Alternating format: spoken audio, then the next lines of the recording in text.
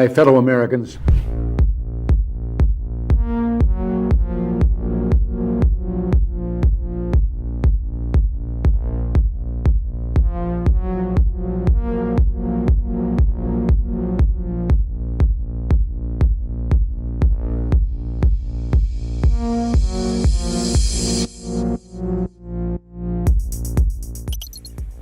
whatever our hopes may be for the future, for reducing this threat or living with it, there is no escaping either the gravity or the totality of its challenge to our survival and to our security.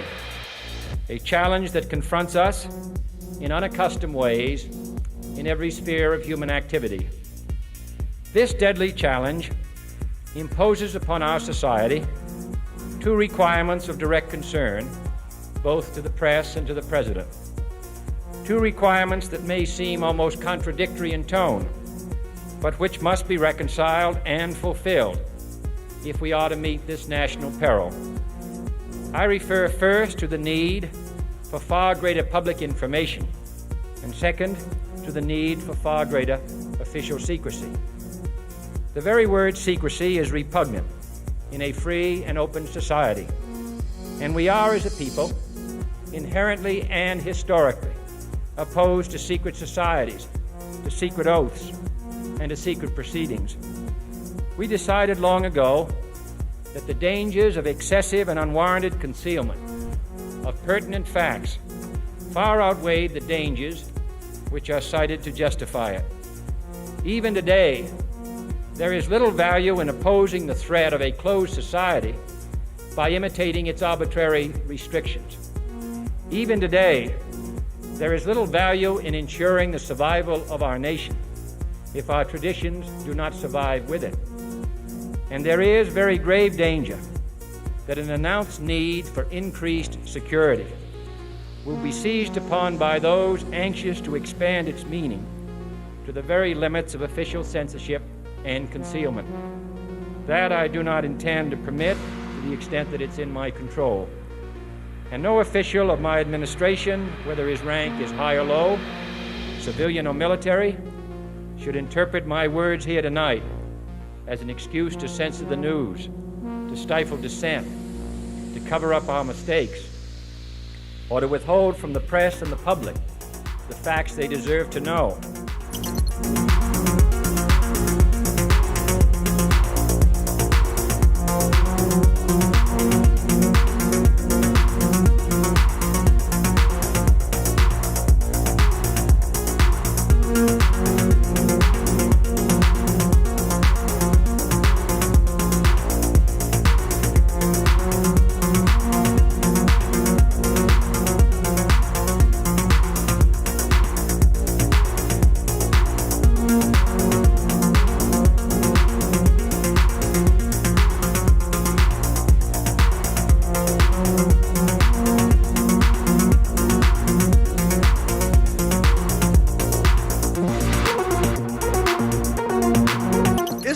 A functioning democracy? Well, let's have a look at it.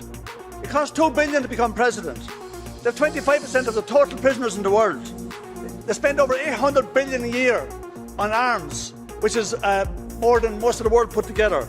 They've been at war for 250 years since their state was formed 275 years ago. But they can't afford universal health care. They can't afford the 1.7 trillion debt forgiveness for students. They can't afford a programme for the 17 million children that go to bed hungry. Is this a functioning democracy? What's your idea of a democracy?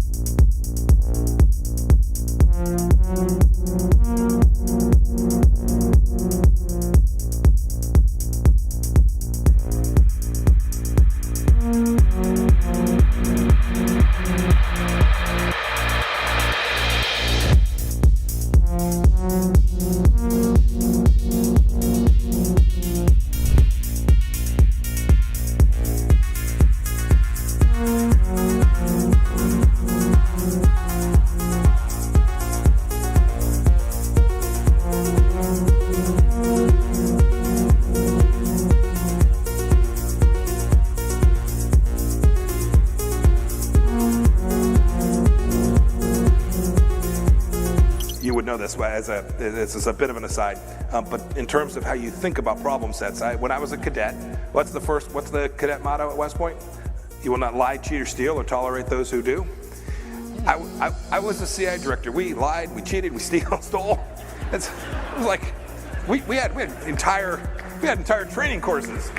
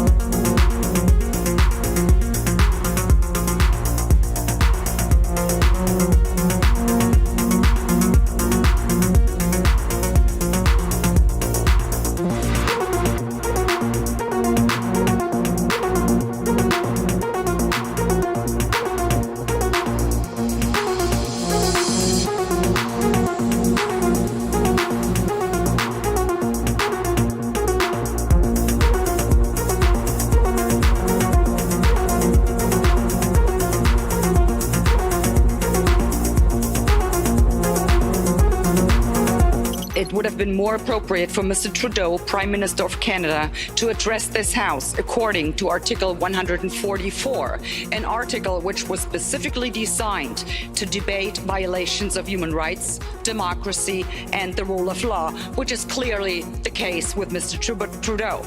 Then again, a Prime Minister who openly admires the Chinese basic dictatorship, who tramples on fundamental rights by persecuting and criminalizing his own citizens as terrorists just because they dared to stand up to his perverted concept of democracy, should not be allowed to speak in this House at all. Mr. Trudeau, you are a disgrace for any democracy. Please spare us your presence. Thank you.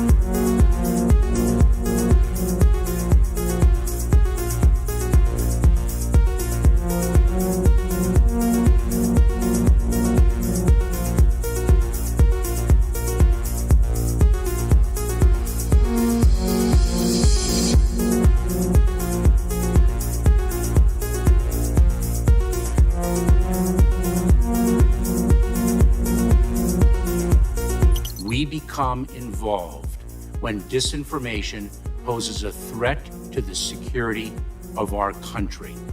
It is when there's a connectivity to a threat to our country. It could be a threat, a connectivity to violence. And what this working group does,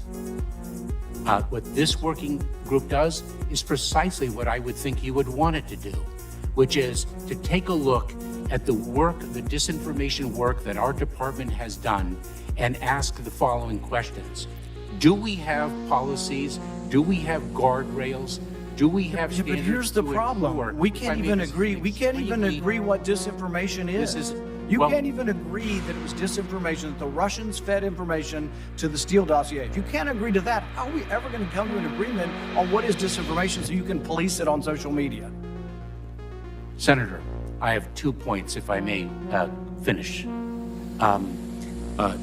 Number one, that what this working group does, because it's not an office, what this working group does is ensure that there are guardrails, definitions, standards to make sure that the free speech rights, the civil rights, civil liberties, and privacy rights of individuals. So do you think COVID disinformation threatens our national security? And number two, if I may, Senator, and number two, is it your proposition that when the cartels spread disinformation with respect to our immigration policies to try to lure vulnerable migrants to our border illegally? I think you've got no idea what disinformation is, and I don't think the government's capable of it. Do you know who the greatest propagator of disinformation in the history of the world is? The U.S. government. Are you familiar with MacGregor, the Pentagon Papers? Are you familiar with George W. Bush and the weapons of mass destruction? Are you familiar with Iran-Contra? I mean, think of all the debates and disputes we've had over the last 50 years in our country. We work them out by debating them. We don't work them out by the government being the arbiter. I don't want you to guardrails. I want you to have nothing to do with speech. You think we can't determine, speech by traffickers is disinformation? You think the American people are so stupid they need you to tell them what the truth is? You can't even admit what the truth is with the Steele dossier. I don't trust government to figure out what the truth is. Government is largely disseminating disinformation.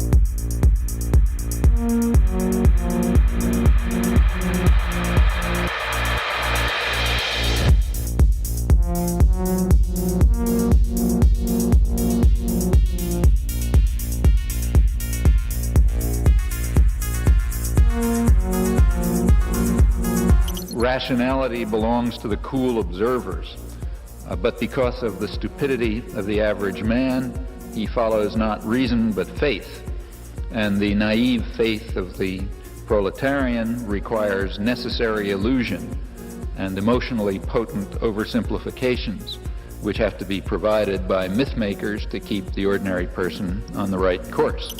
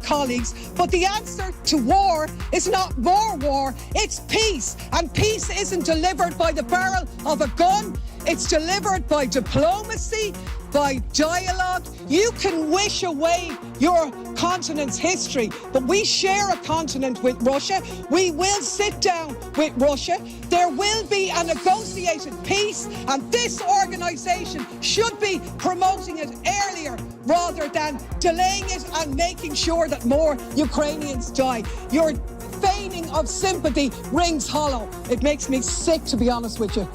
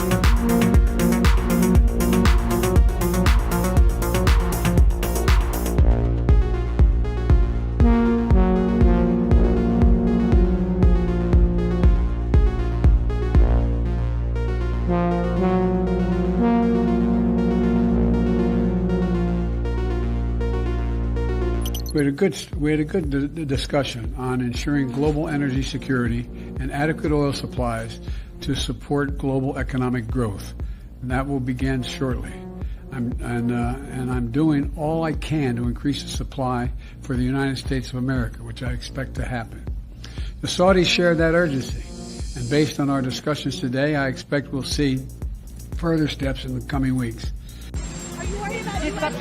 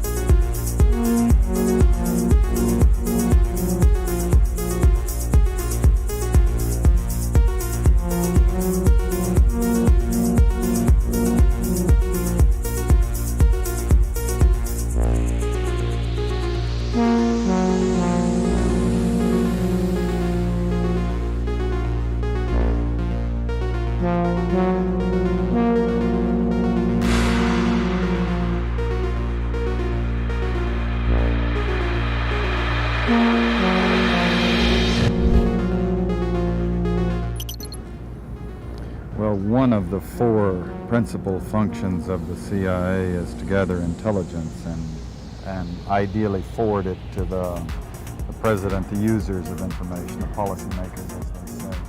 There are other functions, however, some of them more legitimate than others. One is to run secret wars, the covert action that's written and talked about so much, like what's happening in Nicaragua today from Honduras. Another thing is to disseminate propaganda to influence people's minds, and this is a major function of the CIA. And unfortunately, of course, it overlaps into the gathering of information.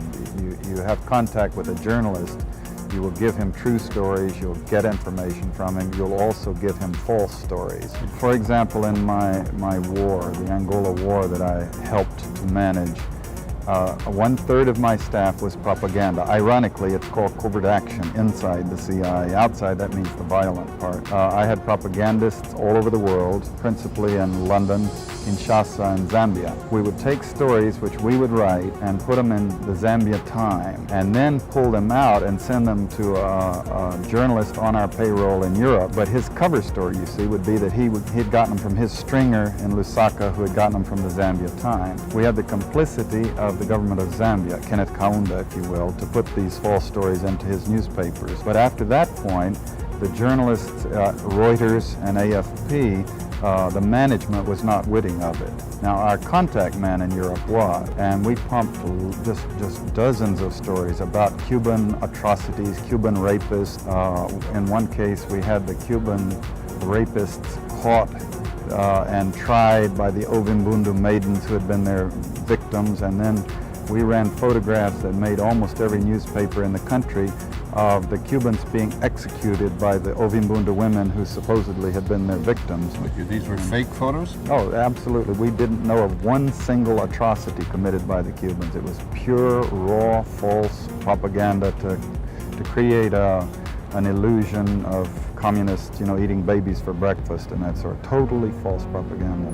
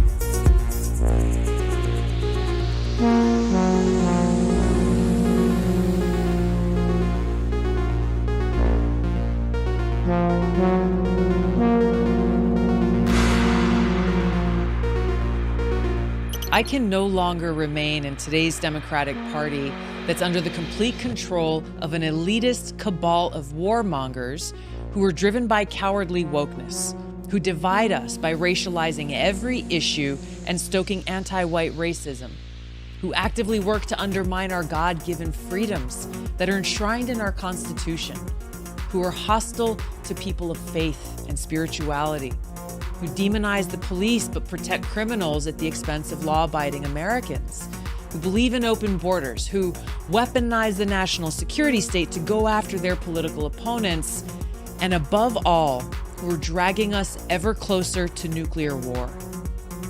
Now, I believe in a government that's of the people, by the people, and for the people. Unfortunately, today's Democratic Party does not. Instead, it stands for a government that is of, by, and for the powerful elite. Now, I'm calling on my fellow common sense, independent-minded Democrats to join me in leaving the Democratic Party. If you can no longer stomach the direction that the so-called woke Democratic Party ideologues are taking our country, then I invite you to join me.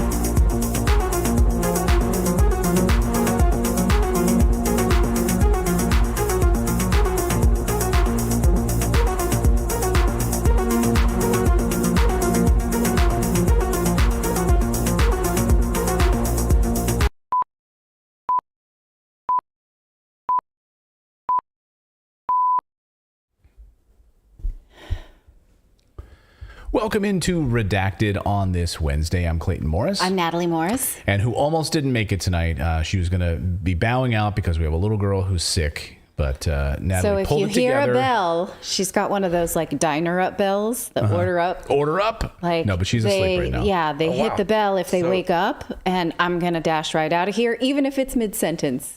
So I'm going to go. Mid-sentence dashing out, and an angel gets its wings as well. Isn't that nice? It's like the bell from Better Call Saul. Like, what's his name? Salamanca. He just keeps hitting that bell. Like, no, he can't speak. He's like, I forgot all about that.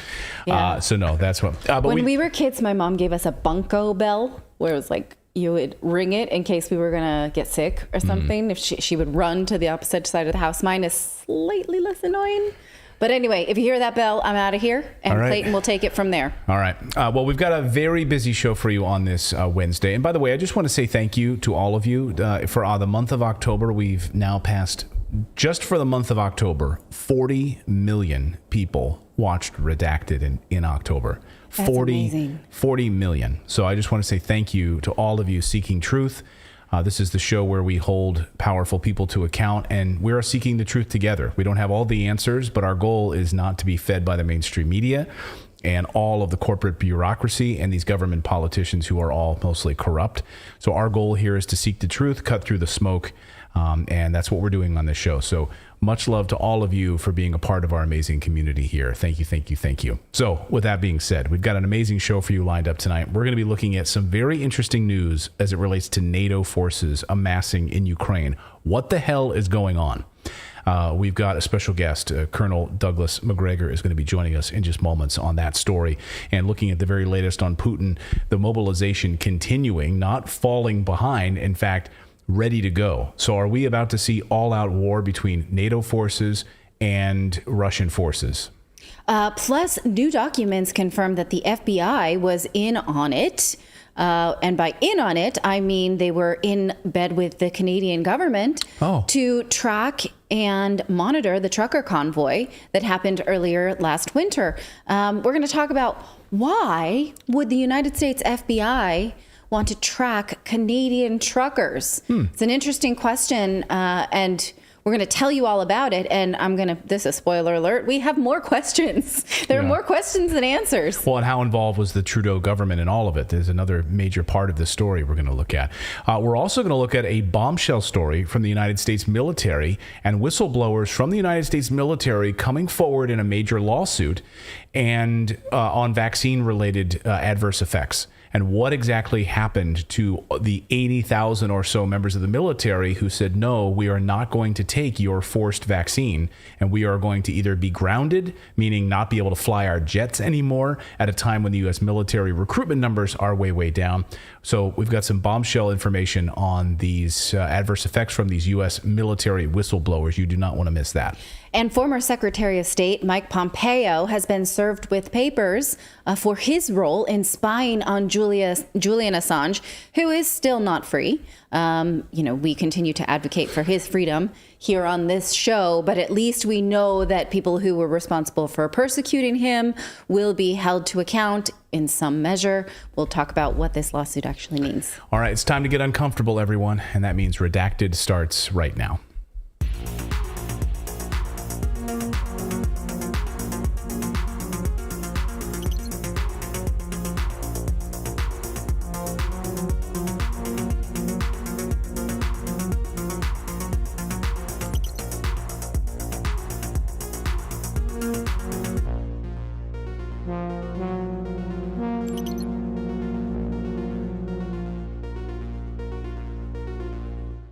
Welcome into Womb Wednesday. Someone said, yeah, that Womb Wednesday. I like that in the chat. That's today. Yesterday was Testicle Tuesday. Today's Womb Wednesday. Okay. Well, I'm just listening to the audience. Throw a little feminine. Yeah, a little femininity. Energy in there. Okay. We celebrate genders on this show. I know we're sort of getting rid of genders these days. Woman Wednesday. Oh yeah, Woman Wednesday. Well, but most politicians these days can't tell you what a woman is. Right. That's true. Even Supreme Court justices can't answer that question. What is a woman? Right. So I don't know how far that gets us, but thank you for the gesture. Hey. I should mention here before, and by the way, up here on the screen, if you become a new rebel, you can join the rebellion. If you become a Redacted rebel, you just sign up and subscribe for free right there, or become a rebel VIP, which you can do and become a supporter. Thank you, David James. We really appreciate that. When you do that, your name pops right up here on the big screen. Now, I do want to do a little public service announcement. I had 3 people email me overnight wanting to know if we have a Telegram channel that will ask people to send them money or join some sort of I don't know, whatever. The answer is no. Okay, we have a Telegram channel, but we will never send you messages on YouTube and post WhatsApp. Follow our WhatsApp, follow our Telegram channel, and message us because we want to you to send us money. That's a scam. Right? Russell Brand has to remind his audience of the same thing. Marquez Brownlee did a whole video on how YouTube needs to be better about these spam comments. So please, if someone writes to you on YouTube in a comment that says, send us a WhatsApp message or send us a Telegram message, that is not us. Please do not do that. We will never do that. So protect yourselves. Those are scammers trying to use our name. They do it to all of the big channels. This is something that YouTube actively needs to fix. Yes. Yeah. Also, Clayton and I have Instagram fake accounts that people spoof us and sell you crypto courses. I don't have a crypto course. Don't buy that if you think it's from me, because it's not. Yeah, so please ignore all of that crap. And by the way, we're no longer streaming on Facebook. We've canceled our Facebook accounts. So Facebook is done, and Meta stock is down 70%. I love it. Let's please kill Facebook. Let's end it. Let's put it out of its misery. I was thinking about this today. Like, what would Facebook do if it really got desperate, considering how far they are willing to reach into your lives, how much data they still retain, right? How much they are willing to sort of mess with the psyche of adolescents. What would they do to become more sticky, more adhesive, more like that's what really scares me. And especially as you study the data for, the internet addiction on young children and body image issues. And I'm afraid of the despair of big tech. Yeah, Mark Zuckerberg getting desperate. So cancel your Facebook accounts, cancel your Instagram accounts. Thank you to Rumble for being a free speech advocate. France tried to get them to basically censor certain content. And Rumble said, you know what? Instead, we'll just pull out of France altogether until you get your shit together. In fact, we had a viewer who said, I was getting all settled in to watch your show on Rumble and then pulled it up and realized that I can no longer watch it in France. And he said, this is super disappointing. But while they litigate whether or not the French government can ask them to, it wasn't our channel that they were rejecting. It was other just Russian media outlets that they decided they didn't want up on that channel, and Rumble refused. Yeah, they wanted to take down RT and other stuff like that. And so Rumble was like, nope, we're not doing that. We're not moving the goalposts for you, France. You can shove a croissant up your ass. All right. So please, we also have a daily newsletter, by the way. We should all, it's totally free. Subscribe. It'll be delivered to your inbox first thing in the morning. If you go to redacted.inc, that's the place to go. Just sign up, put in your email address, and you will receive that welcome email. Welcome to the rebellion. And then you have to confirm your email. It might go to your spam folder. It might go to your promotions folder, wherever it goes. Just click there and hit verify. Boom. And then the next morning, tomorrow morning, you will receive the newsletter first thing in the morning. First thing in the morning, all you need to do is go to redacted.inc. Well, let's start with the war in Ukraine. Over the past few hours, Ukraine and NATO forces have unleashed hell on Donetsk, People's Republic, using American weapons, as confirmed on the ground. American forces are now confirmed, even though something we've been reporting here on the show for many, many months. According to the Washington Post, the Associated Press, and Pentagon officials saying the U.S. troops are monitoring NATO arms deliveries, which is interesting. It seems like things are getting much worse, even though we were hoping for peace talks. But it doesn't seem like we're going to get those anytime soon. For more on this, we'd like to bring in Colonel Douglas MacGregor to help us cut through this fog of war.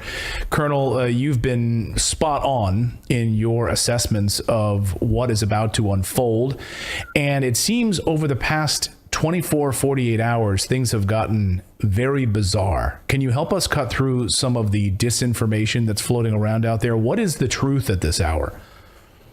Well, admittedly, the fog is pretty thick, so we can all be forgiven for being a little confused from time to time as to what is true and what isn't.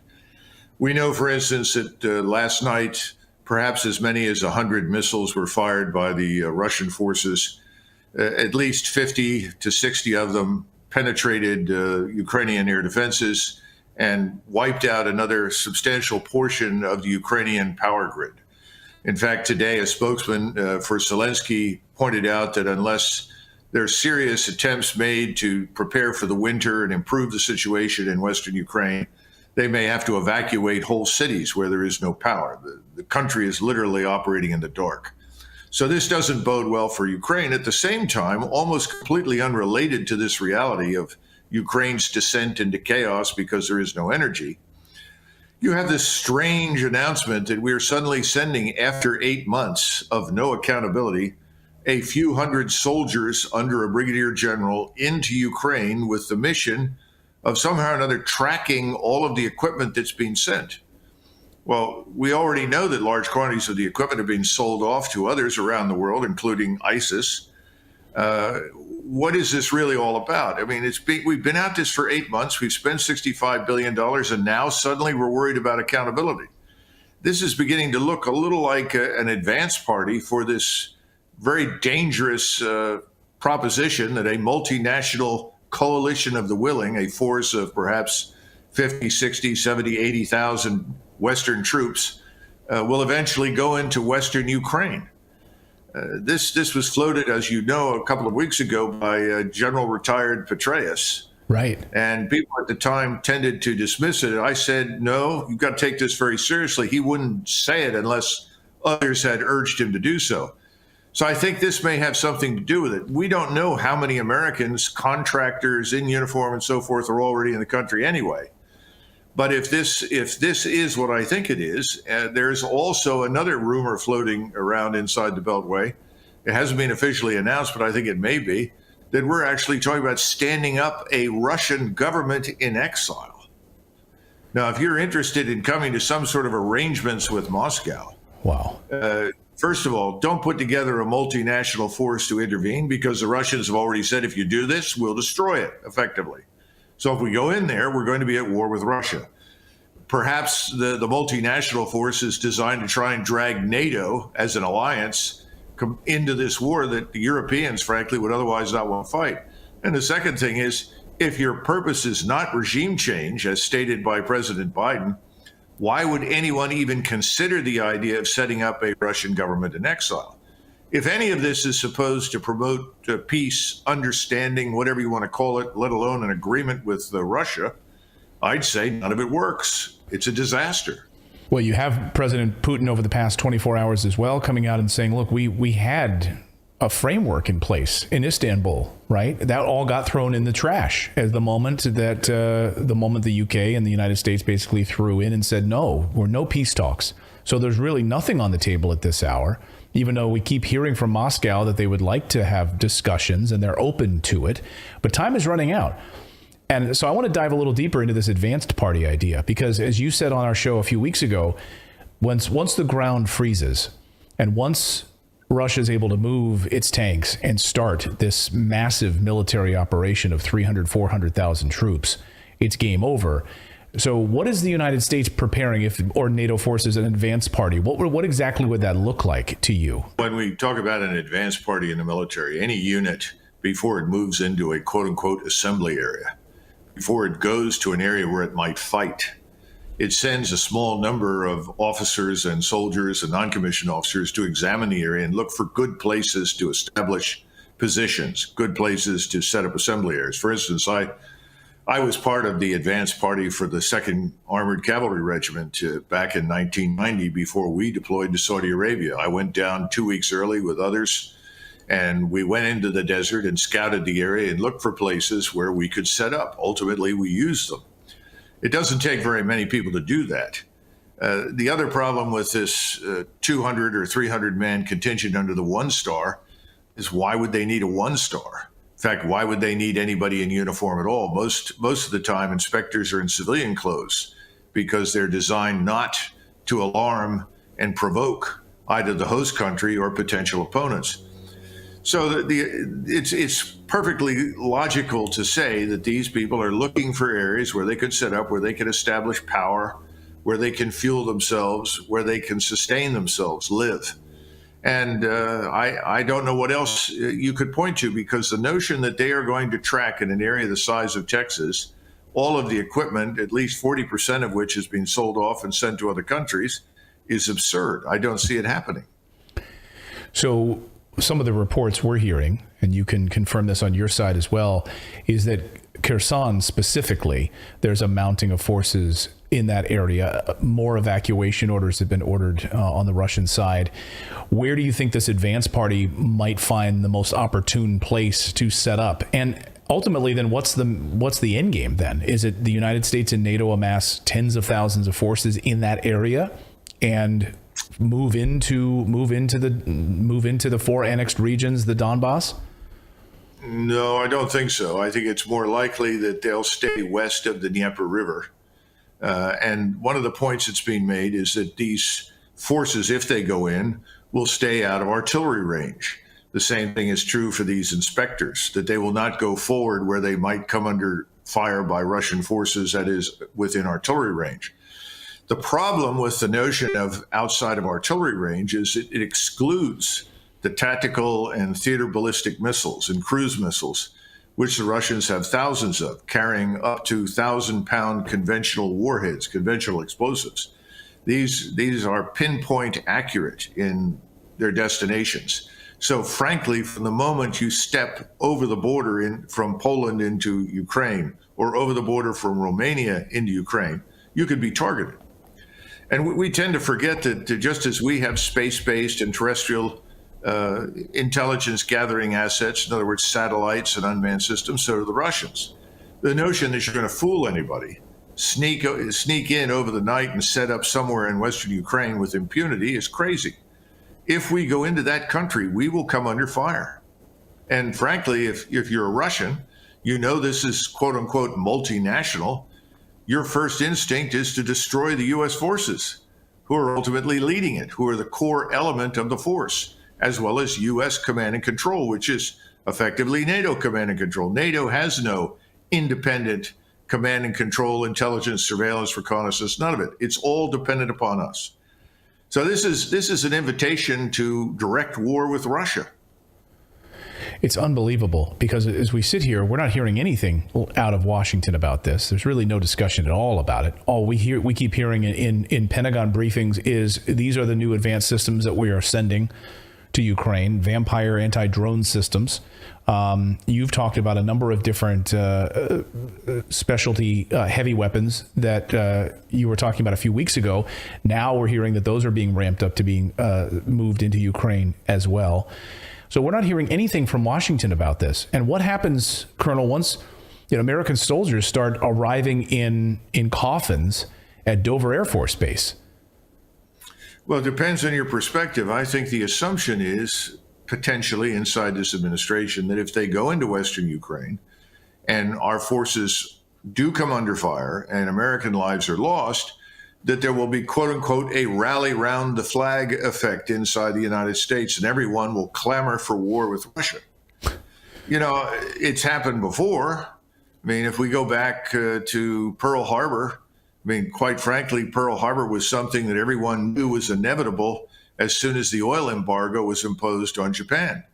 And the Japanese submitted 3 peace proposals, the last one in October of 1941 that met all of our demands, and we rejected all of it. So the Navy wanted to move the fleet out of Pearl Harbor, and FDR insisted that it stay there.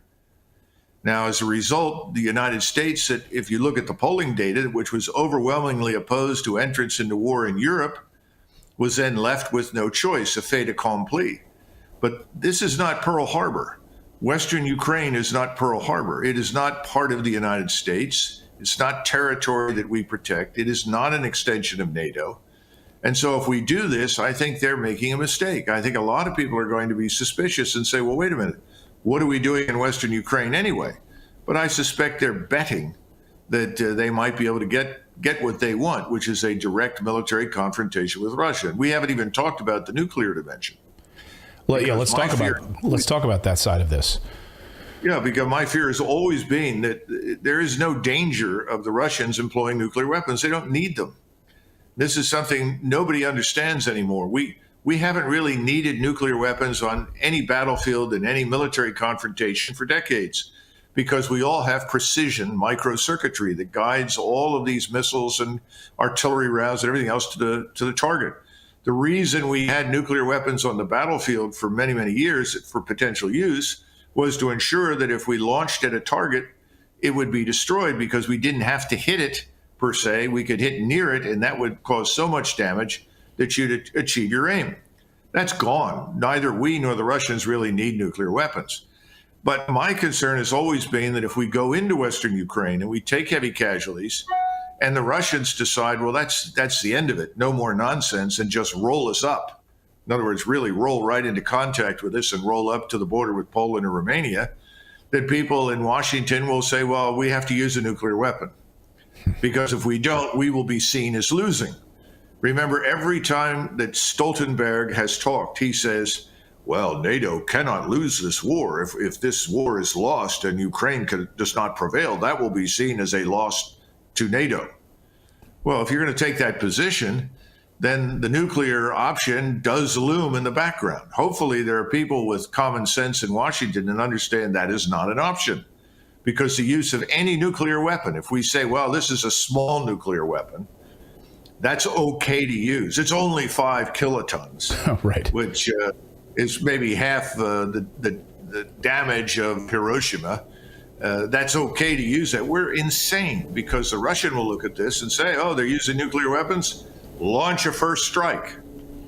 No more nonsense. And suddenly we are staring into the abyss of nuclear winter and catastrophe.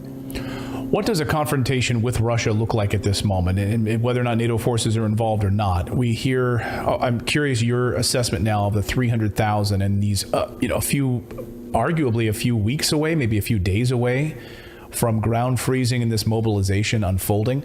And I think that based upon the weather that I'm hearing from Ukraine, it may be another 2, 3, 4 weeks before it freezes thoroughly. So there may be a space there, and that's what worries me about this multinational force, that they may see this as an opportunity before the Russian offensives begin. And we're hearing reports of a lot of mercenaries now on the battlefield on the Ukrainian side.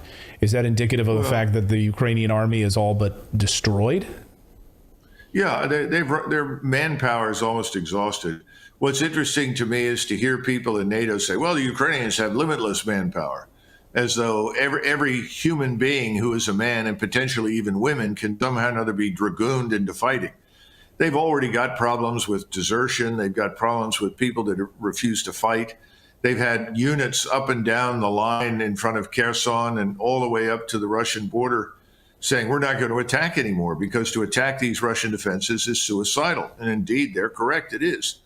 So now you turn to mercenaries. We have a lot of Polish troops in Russia or Ukrainian uniform. We have some Romanians apparently now joining this. I think the latest count on ISIS fighters hired by the United States government to fight for Ukraine is about 70, maybe 80 by now. This is something that is beyond our imagination. And by the way, when people talk about the Russians, they don't understand something. Every Tsarist Russian army, and in fact the Soviet army, had large numbers of non-Slavs and non-Europeans in it, always. Large portions of historic Russian cavalry consisted of Mongolian, Tartar, Turkic troops. This is nothing new, and the Chechens have fought with the Russians as well as against them on many, many occasions. This is not new either. So it's a little different when you start talking about Ukrainians. This is a very different thing for Ukraine. Ukrainians historically have not imported anybody to fight for them, but of course they've taken serious losses. When this mobilization happens in a few weeks, what do you anticipate will happen from the Russian side on the mobilization? I mean, I'm asking you. The mobilization is already underway, but I mean, it's close to being over. In other words, the first 300,000 are largely showing up now in the support formations and in some of the combat formations that need to reach 100%, preferably 105 or 110% strength before you go into action. But the mobilization itself in Russia, I'm told, is not really being terminated. It quietly continues. And that's why I've told people that potentially by January, end of January, you could have as many as 1 million Russian troops in the field. Now, numbers do matter. They're not always decisive. But the other point is this business about equipment. The equipment that we're seeing show up right now is better than any of the equipment they've used to this point. In addition to that, they have inexhaustible quantities of equipment and of ammunition. I mean, pause and remember for a second, how many times did the Institute for the Study of War and all the other violently anti-Russian, pro-globalist, pro-neocon organizations tell us, oh, the Russians are running out of ammunition, the Russians are running out of missiles, the Russians can't do this much longer? It's always been wrong. Russia is prepared, and Russia can fight as long as it needs to sustain itself. Europe, on the other hand, is very different. They don't have the fuel, they don't have the power, the electricity. Just look at the diesel issue that you brought up the other day. Right. The diesel problem over there is acute, not in Russia, but in Ukraine and in Europe. So you start pushing forces into Western Ukraine. How long can you keep them moving? How do you ensure that they can be supplied and provided with transportation? More important, how do you replace your losses? I mean, the Russians have taken some losses. They're all replaced. But Ukrainian losses that are much higher, over 100,000 dead and perhaps 400,000 wounded, they've had a lot of trouble replacing them. And they're replacing them with reservists and what we would call National Guardsmen with very little military experience and background. But the Russians can do this. We cannot. So these are very important factors that should be considered. But in the White House, I think it's fantasy island. People are developing strategies and ideas in isolation from broader realities. Most important, once again, they're not listening to Putin. They're not listening to the Russians. You can't just go on ignoring what people tell you. They're serious. Take them seriously.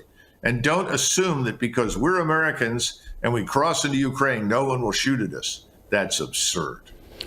I'll get you out of here on this question, which is the midterm elections. Of course, in the United States happens next week. A lot shifts after these elections. We see major shifts in strategy and policy. We see the firing of people. Donald Rumsfeld, just one example. So what do you think will happen post midterms with this, with U.S. support for Ukraine? Well, first of all, I'm one of those people who's very skeptical that we will see profound change after the midterms. I hope you're right, but I haven't seen much to give me faith in these so-called Republicans. I mean, once you get past Chip Roy in the House and past Rand Paul in the Senate, how many stalwarts do you have out there that will carry the fight forward? Right. Lots of things are being promised. We'll see how much is delivered. Now, having said that, the Democrats are clearly worried about losing control of Congress. And this is something that I've been concerned about, that there may be an incentive for the Democrats in their overwrought imaginations to launch this disastrous incursion into Western Ukraine before the elections. on the assumption that once we're in there, even if we do take casualties, and I think we would, and we lose people, the outcome is, well, we're stuck now. So you have to support us. It's the old adage, well, we got into there, even though we realize now it was probably a mistake, we have to fight this thing. Right.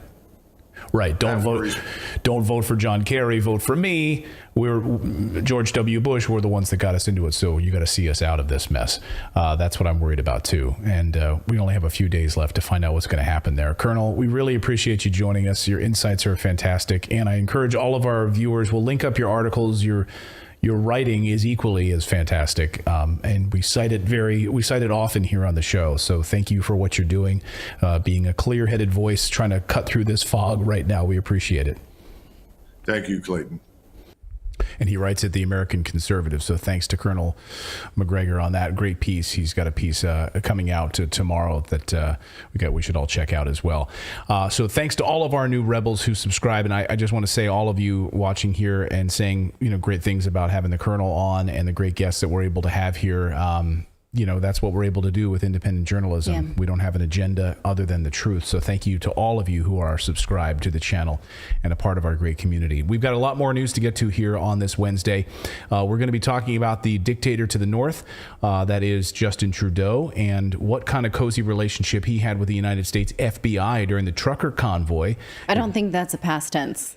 Not had. Had. Oh, okay. Has. In bed. Okay. Yeah. Well, we'll tell you more about that. I'm pretty sure they didn't just say, that was fun, spying on people. Let's stop it now. Mm-hmm. I don't think that happened. That's just conjecture, but I'm pretty sure it's present tense. We're also going to look at the military vaccine mandates and how devastating that has been, and just what these whistleblowers are coming forward with. So you absolutely want to stick around for that story. It is mind-blowing. We're also going to look at former head of the CIA, Mike Pompeo, was just handed something. We're going to show you this unbelievable video coming up in just a few moments, and what this maybe portends for the CIA. What will we learn versus Julian Assange? It's a big story. But first, let's go north of the border. Let's go to Canada and talk about dictator Trudeau. Many Canadian viewers watching right now, very concerned about the future of this country, obviously, as it relates to internet censorship and the internet censorship bill, which we'll get to here in just a moment. But really, this FBI story and as it relates to the trucker convoy is a stunning revelation over the past few hours. Well, new reports, in fact, do show that the FBI provided assistance to the Canadian government to police the trucker convoy. That is the United States Federal Bureau of Investigation helping its neighbor to the north to track people who were exercising their right to protest. Now, recall that these protests were against vaccine mandates. Sorry, let me scoot in the frame for you. Better? Yes. She always half of her face is I'm always in the shot. I'm doing it. I'm fine. I'm talking to you just fine. And then, so while I'm doing this, Clayton is always going like this. Yeah, just see that giant monitor right there with half of your face in the shot. Okay, you're not in the shot. Is this better? Just put your head in the shot. This is good? There you go. All right, roll that tape again if you don't mind.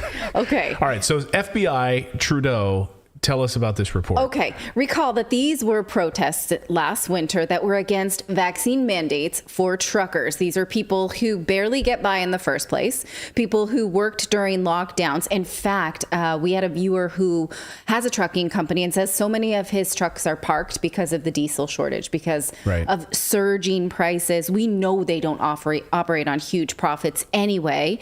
These people that worked during lockdowns, and they were protesting mandates for them to take a vaccine if they do not want to. Many of them were vaccinated. They just didn't think it was right to mandate them to be vaccinated. So they were standing up for other people, yes. their comrades. Many of them were, in fact. By some estimates, it was even half that were vaccinated that were standing up for their industry. The government called them extremists. They tracked them. They seized their bank accounts. And apparently the U.S. government was in on that action, too, because if you're, the U.S. government, that sounds fun. Canadian news outlet CBC reported this from a report that came from a February 11th discussion between Canadian law enforcement agencies. The report said that there was a, quote, foreign element aiding law enforcement. The meeting was about the threat level to politicians and whether, in fact, some needed extra security. A lot of it is redacted, and because that's the name of our show, I get excited to show you redacted documents. Wow, there's so much information on this redacted document. Right, and so it talks about... Why do they even bother? Well, all you got to do is hold it up to the light. Right. I'm interested in what's Put lemon there. juice on it. Hold on, I'm going to try that, see if I can do that. Okay. No, it's not working. That's not going to help you. No. You need paper. I guess you need paper for that. So the first page is about, so-and-so politician and so-and-so politician. Do we need to actually give them extra security? And then there's this, maybe these threats. I don't know what this is. I'm guessing it had to do with threat levels. And then it sort of concludes, it says a question was raised regarding the demonstration's threat level, but it suggests that the threat has been significantly mitigated. And it goes on to say, we do think that a lot of the sort of extremist language has been taken off of graffiti. We do think that more of the dangerous rhetoric has been ratcheted down and that the threat level is lower. But that's not at all what Prime Minister Trudeau was saying at the time. Right. He, in fact, was calling protesters violent and extreme. And again, that just doesn't seem, according to this document, to be what law enforcement was observing. Although they did say, we didn't think that this would get as big as it did. We thought it would just sort of be a blip and then, wow, this is bigger than we thought. And this is where it mentions U.S. involvement. It says, the service indicated that while there was a foreign element, it primarily stemmed from financial support coming from the United States. Why exactly did the United States have to support the Canadian government to, push back against lawful protesters? Because they're all part of the World Economic Forum. They're all puppets for the WEF. They're all in the tank for it. It's all just one big organism, the United States, Canada. Well, that's a logical explanation, but in a granular level, why would they say that was worth United States taxpayer dollars? I mean, I get what you're saying. That's an umbrella viewpoint. Because they don't give a shit about Americans and taxpayer dollars. I mean, look, we just had the story that was it Ecuador, the United States State Department is doing drag shows. Or was it Ecuador? It was in Ecuador. Yeah, so that taxpayers are paying for the United States State Department to put on drag shows in Ecuador. Okay, but then what do you get from this if you're the FBI? You get data and surveillance, and you get control, right? That's what these guys want. They want data, surveillance, and control. And when you have that control, you can monitor who's coming across the border, who's been vaccinated, who's a rabble-rouser that could potentially come into the United States. Well, they get data they may not have otherwise had access to. And we know how the United States government, the CIA, and the FBI likes to sort of dragnet data on their own citizens, and if they're given an opportunity to reach across the border. Now, what they had said around the time was that nearly half of the support for this trucker convoy was coming from U.S. citizens and U.S. dollars. And so how did they know that? Well, they knew that, obviously, because the FBI was watching it, was monitoring it, not just the social media and the connections, but also the money. This screen, if we can go back to it, says further, the Ottawa Police Service was in regular contact with CSIS, and their intelligence had been embedded into the service's overall intelligence posture. And that redacted piece was being suggested on social media, and they were closely observing that aspect. So while people were sort of rallying themselves on social media, the government was watching, not just that. When it mentions here, CSIS, that is Canada's spy agency, the Canadian Security Intelligence Service. So, the two were sort of working in cahoots. This February 11th meeting came around the same time, again, that it was reported that most of the donations were from outside of Canada and from the United States. And then, guess what? A lot of those American companies that hosted crowdfunding for the trucker convoy, then those things were seized. You better believe that the United States government had something to do with finding out where that money came from. I mean, I guess as Americans, you can just consider yourself lucky that they didn't reach into your bank account and, freeze that money too, if you had anything to do with it. But you also have to think, now, this next screen I'm going to show you said it was from this meeting, it said it was noted at the time of the convoy's arrival that there was no intelligence that suggested the demonstration would turn into the occupation that it would become. So they said there are blind spots here, cumulative blind spots, that they just didn't think it would become this big. And so I don't know what, they should have looked more closely. They didn't see this happening, but I have to wonder, given the fact that there were, did they just think all these Canadians were compliant and they just would fall in line with it? I don't know. I can't tell you what anyone thought, but my question is, there were inspired demonstrations in the United States that came up right after this. There were truckers who said, we're going to do the same thing. We're inspired by our Canadian brethrens. And those did not get the same level of... well, there was no media coverage of it. Well, of course, I guess we can't say how big it is. Something is based on the media coverage, but was the FBI able to tamp those down based on the data that it collected from the Canadian?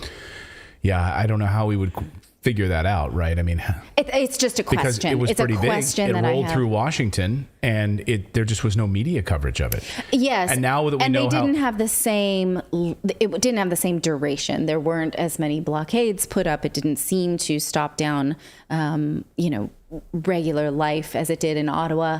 And so is that because there was already intelligence that was gained from surveillance in the United States of the original movement? It's possible. It's possible. I mean, and, Canada continues on a whole other front, which is around this internet censorship bill. So, the chorus of Canadians, as the Toronto Sun is reporting this weekend, the chorus of Canadians from all walks of life now calling on the Senate in Canada to kibosh the Trudeau government censorship bill. Now there's 40,000 signatures so far. We will link it up in the description of today's show after the show, so you guys can sign it if you are Canadian. You want to kill the bill, which is C11 in its current form. And basically, the legislation is due, for the opponents of this say, but I think clearly you understand now, there's been enough weighing in on this from legal experts to say that what it does is, they say it's to support content creators, right? That's the whole point. We're going to support content creators and make sure that our cultural sectors work for Canadians and supports the next generation of artists and creators. Of course, that's not at all how this thing is actually unfolding. The Winnipeg Free Press says it's clear that Trudeau doesn't care about Canadian content creators at all. It invades Canadians' privacy. It lessens the ability to hold government accountable by influencing what they see online, what they can see online. A lot of people writing to us over the past couple of weeks saying they're worried they won't be able to see our show, that they won't have access to the content that they see on a regular basis. Well, if you look at the meeting notes that we just showed you and how law enforcement was really concerned about these cumulative blind spots, we missed how big this would be, even when we were monitoring social media. You have to think that law enforcement then wants to close those blind spots, wants to be able to say, oh, we know exactly how big something's going to be because we're watching it and we have direct access to whatever you are doing on the internet. So we can even give a head count before the event happens. Red Monkey says, yeah, don't upset the cognitive infrastructure. That's a phrase from last night's show. Yeah. Here's what Trudeau said about disinformation. I mean, he's been openly worried that disinformation is going to ruin Canada. Listen. And that firmness is not just Western democracies like us. That is something that we've heard in our conversations, all three of us, with partners around the world who don't have the same kinds of ties to Ukraine, but are very, very concerned about the violation of the rule of law, the principle that suddenly might be right once again, the principle of territorial integrity, respect for sovereignty, the kind of neo-colonialism that Vladimir Putin is trying to impose upon Ukrainians. That's not going to fly. And the strength and the resolve of countries around the world to say, no, this is a moment to stand for democracy against disinformation, misinformation, propaganda, and to stay true to these values that have led to respect and prosperity around the world that we continue to need to fight for, including in many different parts of the world, whether it's Afghanistan or elsewhere as well. I don't know how you can seriously say you stand for democracy and then say that you need to censor speech. Right. That's Well, he misinformation. forgot one of them too. Which is There's malinformation. misinformation, disinformation, and malinformation. Malinformation. And they're calling it what? Disinformation. It's an acronym now, right? Or an initialism. I forget how it. Is it already? Yeah, it's already like MIB, DIB, dim, nut. How do you make a distinction? We're gonna have to bring back Schoolhouse. We'll have to bring back Schoolhouse Rock so they can do a bit on it so we can all remember it. Right. There's a bill in Congress. It's yeah, I don't know what the hell it is, but and you know, we don't want to have any disinformation about Afghanistan. Like, I love he puts in the Afghanistan piece, because we want to make sure that people don't know what a cluster F that was. So we need to make sure that we don't have any disinformation about what actually unfolded there between you guys. Like, that went exactly as planned. Right. Well, the only reason I don't know that it didn't go as planned because I didn't have disinformation in my way. So if you guys want to fight this bill in Canada, we'll have a link in the show description about this. Go ahead. I was going to say dismissal. That's what it should be. Bismol. Did you take your Bismol? Your Dismismol? Dismismol. Your Pepto-Bismol? Your Pepto-Bismol. Hey, we've got more news coming up here on the show. We're going to talk about the military whistleblowers and these vaccine mandates in just a moment. We're also going to look at Mike Pompeo, the former head of the CIA, the guy that was organizing the assassination attempt on Julian Assange. Something just happened to him, and I want to show you this video. It's pretty amazing, plus the corresponding lawsuit that's associated with it. But first, I'm going to tell you about our friends over at Stamps.com. They are sponsoring the show. They are, and look, they're one of our longest sponsors. They support what we do here, independent journalism. So if you're getting ready to kind of mail packages for the holiday season, just when you go to Stamps.com, see at the top of the screen, you put in that code Redacted, and you're going to save a bunch of money. You're going to get a 4-week free trial plus a bunch of free postage. So if you're going to do it, might as well take advantage of it. These guys are great. No matter how we try to prepare for the holiday season, it just hits you over the head like a baseball bat. Yes. The chaos, it always comes. Even if you try to be ahead of the game, it's always a pain, right? So right now, we have, if you got all that seasonal excitement, you're excited about it, you're worried about the families arriving and all of that stuff. Oh my God, I have to mail a whole bunch of stuff. Well, don't worry about it anymore, because now with Stamps.com, you'll be printing your own postage from your house. You don't have to wait in line. You don't have to do any of that. Stamps.com is your one-stop shop for all of your shipping and your mailing needs. For more than 20 years, Stamps.com has been indispensable for over 1 million businesses. You can get access to the UPS or the UPS or the United States Postal Service, all right there, right from your computer. No lines, no traffic, no hassle. So here's what you need to do, and it works seamlessly with all the shopping carts. So if you've got, if you run your thing on Shopify or any of the major marketplaces, it's all tied into that, eBay, etc. This holiday season, trade late nights for silent nights and get started with Stamps.com today. If you sign up right now with that promo code at the top of the screen there, and as I was telling you, Redacted, you're going to get a special offer that includes a 4-week trial plus free postage, and they're going to send you a free digital scale so you can measure your boxes at home. I'm telling you, it's the greatest thing in the world. You can measure your boxes at home. You don't have to wait for the line at the post office or UPS or any of that stuff. No long-term commitments, no contracts. You can just print the postage, slap it right on there, and you can even schedule a pickup so they come right to the house and take it from you. Just go to Stamps.com, click on the microphone at the top of the page, enter the code Redacted. You get a 4-week trial, free postage, and digital scale at Stamps.com/redacted. Our thanks to Stamps.com for sponsoring the show today. So much love to all of you for subscribing. I hope you like our new graphics up here on the screen. Grim worked really hard on this. So we got the new Rebel. When you become a new Rebel, your name pops right up here. Plus, if you notice the new lightning strikes over the city of Porto here in Portugal, you'll see the beautiful Redacted logo popping up there on the screen. And a lot of you have been asking me about our storefront. So our store is almost ready to launch. It's there now. You can go and find it if you like. It's redacted.inc/store. But we're going to do a bigger launch for it once we get to the new hoodies and the mugs and all the other things up there. So check it out at redacted.inc/store. That is coming to a computer near you very, very soon. All right.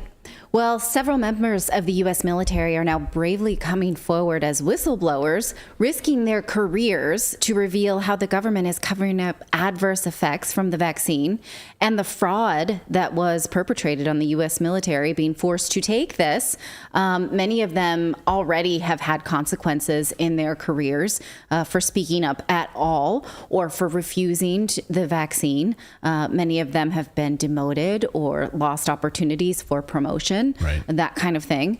So do you want to give some context here? Yeah, because we got some new data out on this too. New data shows that the coding system that the military uses to track health care of service members is showing a huge increase in things like, miscarriages, myocarditis, cancer, Bell's palsy, female infertility, and many, many other health conditions. The list is long, and this is the military's own coding system that the military uses to track these types of Well, it's healthcare. like the way you bill your insurance. If you've ever had, your insurance, you take your kid in for a pediatric appointment and they get a, vaccine or something. They're like, the insurance, they didn't put the right code in. So then you have to make 10 phone calls. Right. It's like that. It's like how they code things in order to bill for them. Those codes are being disproportionately used in the time since the vaccine mandate went into place. Right. And this data, we should be specific about it, comes from the Defense Medical Epidemiology Database. Say that 5 times fast. From the Department of Defense. This is the government's own data from the U.S. military. And now there's a massive lawsuit. Now, there were a couple of whistleblowers, military whistleblowers, who came forward a number of months ago. And they sat at a Senate panel and they came forward to tell their story at great risk of their career. Being grounded permanently or expelled from the military for coming forward and blowing the whistle on what was actually happening inside of the military. One of the lead lawyers on this story is Dale Saurin. He is the head lawyer. He's also a former Marine, and gathered up these individuals to bring this lawsuit, saying it's one of the greatest frauds perpetrated on the American people and the U.S. military in years. I want to let him explain what his motivation is for bringing this lawsuit. Listen. There is no licensed vaccine. And I know it's convenient, and I don't blame anybody in the media, but because they've fallen for the FDA's propaganda campaign. But the day that the FDA licensed Comirnaty, August 23rd of 2021, the same day, it removed it from the market. So if you look at the marketing begin and end date of Comirnaty, you'll find that it cannot be sold in the United States because it was removed from the U.S. market the same day that it was actually licensed. And it would be good if maybe we started asking some hard questions about people at the FDA and the DOD who knew this, because it was, notwithstanding that it was removed from the market on August 23rd, the next day, August 24th, the Secretary of Defense announced that they were going to go forward with this vaccine program only for licensed products, of course, that they didn't have. And yet the program rolled forward, and what the DOD did was, as many of the folks here know, the Undersecretary of Defense for Health Affairs, a woman named Terry Aderam, published a memo claiming that the unlicensed product, BNT162b2, Pfizer's unlicensed EUA product, could be substituted in, that it was interchangeable with the licensed product. And that's the fraud that's at the heart of our case, and it's at the fraud that's at the heart of why these products have been forced on an unwilling and unsuspecting public. Unbelievable. So if you think about they sent a letter, of course, in part of the lawsuit, and this was the letter that was sent to Secretary Lloyd Austin on February 1st, 2022, the Honorable Lloyd Austin, the Defense Secretary. And they said, on January 24th, I held a roundtable, and this was from Senator Ron Johnson's office. Renowned doctors and medical experts who shared their perspectives on COVID-19 and overall response to the pandemic. At that roundtable, I heard testimony, and specifically from these whistleblowers. The concern is that these increases in health-related issues may be related to COVID-19 vaccines that our servicemen and women have been mandated to take. And so the list, of these, just a couple of ththese things that they highlight in this letter: hypertension, a 2,181% increase. Well, we're going to go over some of these numbers in a bit, but what he's saying here is that the vaccine that was administered and the vaccine that was approved are two different things. And I believe that's something that David has been saying repeatedly for at least the last year, right? David, this is what you've been saying. I've heard you say it, is that the one that's being used in Europe is approved, but the one that was being used in the United States was not. This is exactly your point, right? Right. Do you have any clarifying points on that, or I'm just giving you a high five for having said this? Or do we have to be very careful? Just an up top. Okay. Now, comorbidity, and it's amazing to me. So they just think, oh, no one will notice. I mean, the one that got approved, then they got literally yanked off the shelves the same afternoon because we can't give this to people. It's illegal. We'll just swap it out for this other one that hasn't been tested, right? But it was used in Europe, which is strange. I know, it's bizarre. The one that was approved. So we, as part of this roundtable press conference as it relates to this lawsuit, we're hearing now from a couple of these whistleblowers, a couple of the members of the military that have come together as part of this massive lawsuit. They have over 1,000 members of the military that have now joined this lawsuit. This is no small thing. And they're not only representing themselves, but they're also representing the people who can't speak publicly or don't want to, and whom have these all sorts of adverse effects and issues that they don't want to talk about publicly. Here's John Bowles. He's a fighter pilot. It's a distinguished fighter pilot, and talking about why he came forward. Listen to this. That's pretty clear, I think, to almost everyone. And in the report that I helped generate to Congress, we've quantified that in terms of actual, no kidding, vaccine injuries that service members have encountered. Pilots getting pericarditis, one service member having 4 strokes after getting the vaccine, heart attacks, so many things that are just absolutely tragic and horrific stories that are heartbreaking to hear. And I think that's really the kind of common theme here for so many people, is that these service members are kind of heartbroken. I personally am, and I know thousands of others are as well. And we're not doing this because we want to stick it to the man, or because we're a fringe group of rebels, or we're religious radicals or right-wing radicals or anything like that. You know, we were given and instilled in us values about supporting and defending the Constitution, values about integrity and excellence, and values about asking questions when something seems wrong and speaking up about it. And that's exactly what we're doing here today. Is we are here to bring awareness to the fact that there are serious concerns about this mandate. They're a detriment to our national security. They're hurting our service members, and the coercive tactics used against them are forcing people out of the military in droves. And so that's my specialty, and that's what I'm here to answer questions on. And hopefully we can start to get the gears moving with the American people in Congress on making some change in this, because like Rachel said, the lawsuits might be the one thing that actually ends this for us. But the bottom line is these service members need top cover from the American people and from our congressional leaders. And I'm here to ask for that. Yeah. So why is this still in place? Right. Well, can I point out too, I watched a hearing, like a lot of people aren't willing to go down the rabbit holes I do. I watch 7-hour videos. I watched a 7-hour video where a woman from the military, a senior person, was warning of this and talking about all of this. And guess what? Suspended from YouTube, taken down. You know, Rumble's the only place you can still find it. And, you know, these people are marginalized, and all they were trying to do was get the information out that this was happening. A year ago. Silenced. It's an absolute travesty. And the thing that you seem to be able to hold someone's feet to the fire is around the mandates. Not any. Again, we've talked about how the vaccine makers have so much immunity. Right. It's not them that's being brought to the litigation table. Right. It's just anyone who's issuing a mandate. And as the lawyer in the beginning said, well, what did the DOD know about these mandates and about these adverse effects and about these approval processes when it put the mandates in place? They couldn't have just been winging it. And like this article that went viral from The Atlantic this week was like, let's just give everyone a pass. Let's give everyone COVID amnesty. We didn't know any better. If we were mean to people about masks, let's not hold it. Well, there were people who knew better. Those people were deplatformed. So nobody gets a pass for that.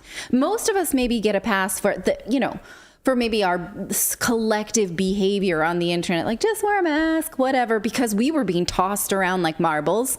But people who were supposed to be authorities and were actually putting restrictions on people's lives, those people get no passes.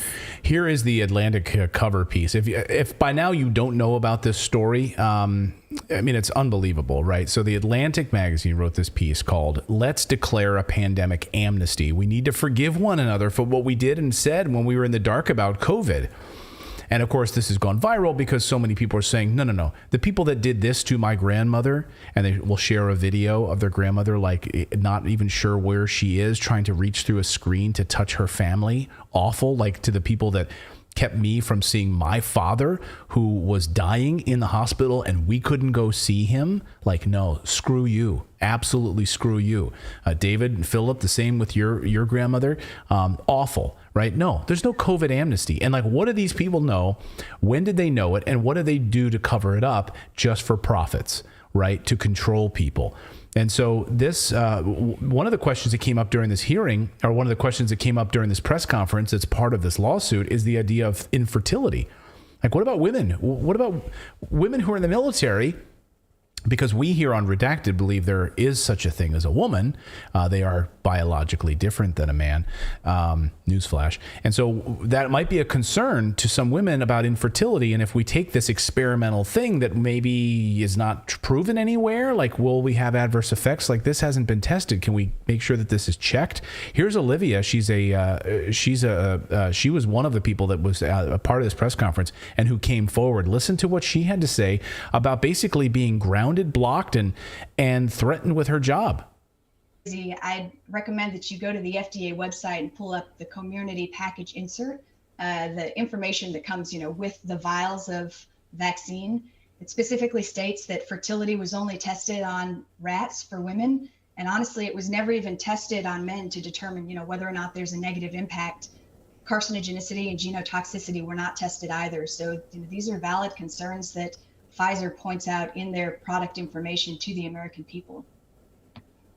Since that day, I started looking more and more into the product and realized that the vials that were used to give service members and honestly all of the American people these shots, these vaccines, they're emergency use authorized products.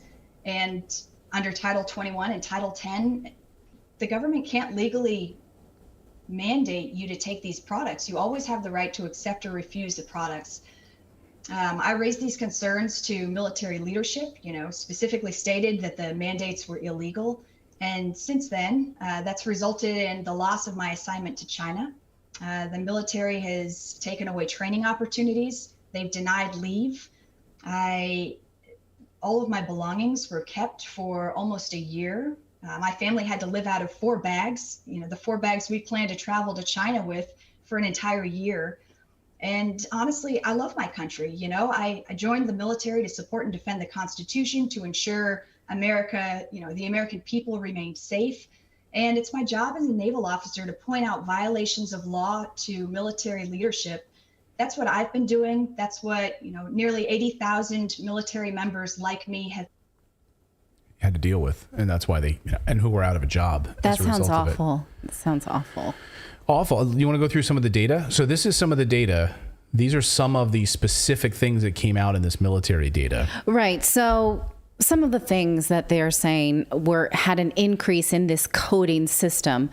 For instance, new cancer diagnosis. Now, we were warned that cancer diagnoses would go up because during lockdown, so much cancer was not detected. And so, when you see cancer going up, you think maybe that's because they were undetected cancers, but the numbers just don't support that. So for instance, new cancer diagnosis between 2016 and 2020 in a 4-year bracket was about 38,700 cases. So let's just round to about 40,000 cases in 4 years, so 10,000 cases a year. But since 2021 alone, there has been 114,000 new cases reported. So for, let's say, 2 years of lockdowns not going for cancer screening, we should only have 20,000 extra in a single year, not this a huge increase, right? Again, if 40,000 in 4 years is normal, then it should take 11 years to get to 114,000 cases, not just 1 year. That's far more than undiagnosed cancer. So something is going on here.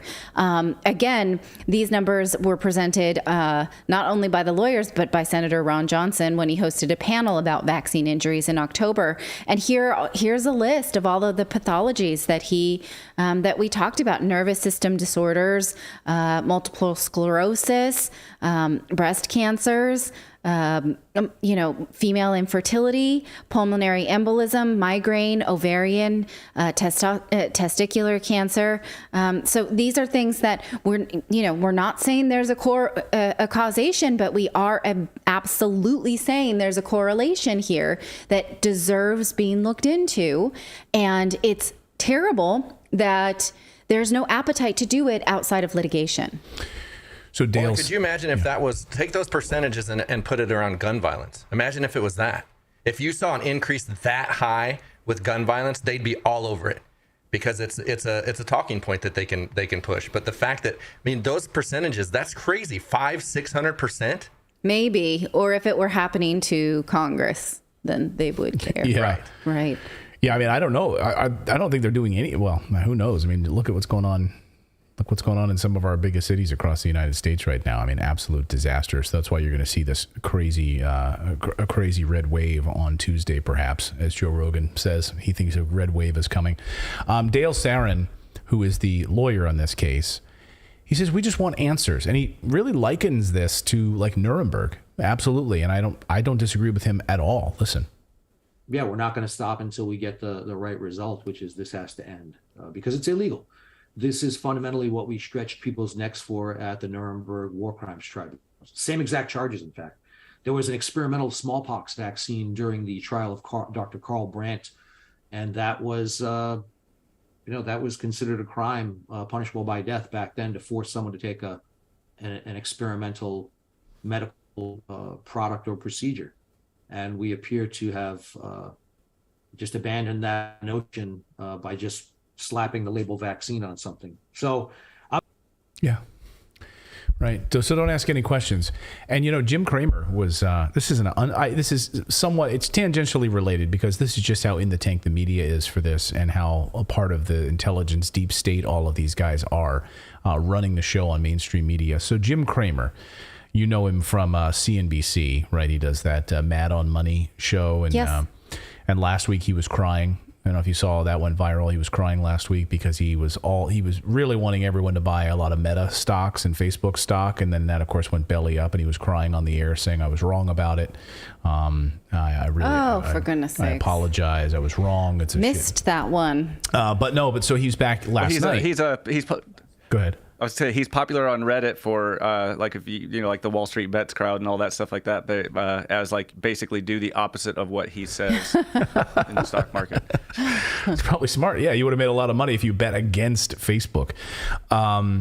Anyway, he last night was saying the reason we need more people. He was basically saying we need more people to go out and get the jabs, and we need propagandists. We need like state-run propagandists to make this happen. Well, I want you to watch the faces of his co-hosts as he literally says this. Watch. And they got to deal with, what do you do if you told people the way to beat this is no vaccine, and now you have a vaccine? So I think what you need is a propagandist. Outside of the state infrastructure. Exactly. To start moving political opinion. But I think when we think of propaganda, we think about other regimes that we didn't really appreciate. That they don't even want to hear no that. part of that conversation. No. They're like, what the hell are you talking about? He laughed. He was like did you really just say that? We need propagandists. He just tuned him out. I know those guys. I used to work on CNBC, and you could tell Carl Quintanilla was super uncomfortable with that. And he's like, maybe not a state-run. I think he was trying to give it maybe we can run that again. I think he was trying to give him give him an out. Yeah. You don't mean the state-run ones. Let's play that again. And they got to deal with, what do you do if you told people the way to beat this is no vaccine, and now you have a vaccine? So I think what you need is a propagandist. outside of the state infrastructure. Exactly. To start moving political opinion. But I think when we think of propaganda, we think Look, about his face other is, even when he said it, he went like this. Even just, I said that and I don't like the idea of it. He's like, I'm not even talking. I'm not saying a word. Think about those poor people stuck at Disney. He's like, don't look at me, please. Yeah. I mean, You can see, I spend a lot of time thinking about how I would have felt being still at the mainstream media during the pandemic. And if I would have just been like, yeah, everybody, don't ask questions, take the, whatever. You wouldn't. If I, because it's a culture of like, people just don't get it. We have to tell them, and even he was like, no to state propaganda. There are people inside of there that are willing to say like, that doesn't feel right. I'm not gonna just laugh along with that. Like, do you think that they do they live in ivory towers, that they're really that protected from information? Like, they're not going out and watching YouTube videos. They're not actually stepping outside of that mainstream universe. So maybe they genuinely feel some of that stuff. I never did anything like that. No, but I didn't have she political. Mostly, yeah. She covered technology, so she was worked at CNET covering technology, and and so that she wasn't like knee deep in like politics and that sort of thing. There wasn't very much, to sort of peek around the curtain at the time. By the time Edward Snowden came in and really shook things up, I was already pregnant with our son, so I wasn't really. I don't know, I won't go down this rabbit hole today, but, I don't think the mainstream media, there's just not enough. It has to start from the core, and then you just take your assignment and you go. So they're all part of it. Yeah, they're part of a culture. They're part of a culture. They're handed sort of marching orders, what they're going to go and cover. Fortunately, like on our show, when I worked at Fox and I was an anchor at Fox News, there was much more of like a free thinking. Like my boss said to me, just be yourself. Just be yourself. That's all. The only marching orders he ever gave me, just be yourself. And they never say that to women. It's not. It's like, wear this and cut your hair and wear your makeup differently. Anyway, I didn't get any of that. In that world, do they have writers, or because remember in the back in the day, like the journalists actually would do their own reporting, they'd write their own segment, they actually studied the news. Like Mary Tyler Moore. Handed a script and said, hey, this person wrote this, just read it. It depends on who. Yeah, I mean, if you're an actual reporter and you're out in the field and you're actually covering a story and you have sources and you're working on a story, then you're going to put that together with a producer and so forth. But if you're just like a news presenter, like a news reader type, like I call them news actors. Like that's if you're just like a news actor, like you'll read the scripts that whoever, like a 21-year-old wrote. That's like how that's how it goes. And a lot of it's repurposed. Whatever was played in the 3 o'clock or 5 o'clock news is then going to make it into the 7 o'clock news and just repurposed with a different voice and a different anchor. Wow. And they really push the envelope, don't they? Yeah. I mean, it's amazing. This is why mainstream media is failing. I mean, this is why it's collapsing right before your eyes. I mean, again, CNN absolutely collapsing. They launched their new morning show or whatever this week, I guess. I don't know. And no one's going to watch that crap.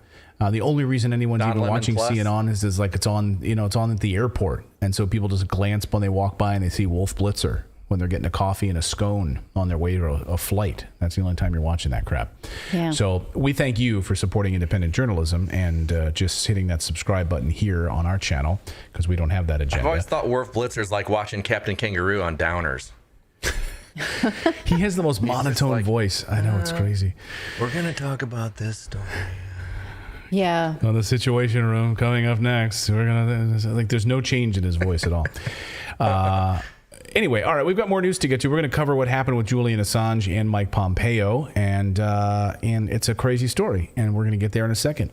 But first, we want to talk to you about our friends at Bank on Yourself. Now, you know that if you invest your money in a 401k or an IRA, that is what our friend Tom Wheelwright likes to call partnering with the government to invest in the stock market. And we are told that that's really the only way to save for your retirement. But that's not true. You absolutely can reach your financial goals and dreams without taking these types of unnecessary risks. When you partner with the government to invest in the stock market, they decide how much you can borrow, when you can pay it back. You owe taxes and penalties when you take it out. And if it's not a Roth, you owe taxes on it when you retire, even though it's your money. And thanks to our skyrocketing national debt and a Congress that continues to spend like drunken sailor, then who knows how much you'll have to pay in taxes during a retirement that could last, 30 years? That's why Bank on Yourself is a better way to grow and protect your hard-earned money. This retirement plan alternative has never had a losing year in 160 years. Now, when you think about the economy we're about to come up on, where we're all going to have to live as if we're in wartime without declaration of wartime, apparently. This is worth looking into. You have guaranteed predictable growth and retirement income with no luck, skill, or guesswork required.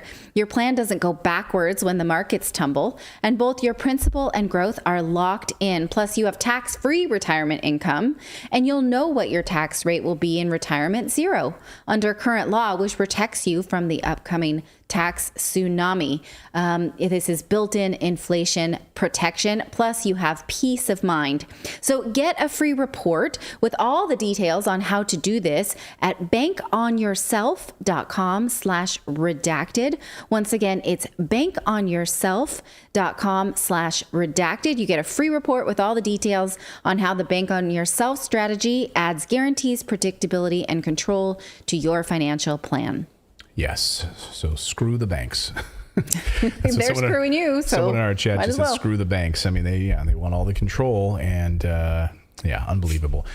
All right. Yes. So subscribe to the channel if you would. Have a drink if you got them. Have a new rebel here. Polo 2050 just joined. You can become a new rebel, and your name will pop right up there. There's the new Thunder and Lightning. I love it.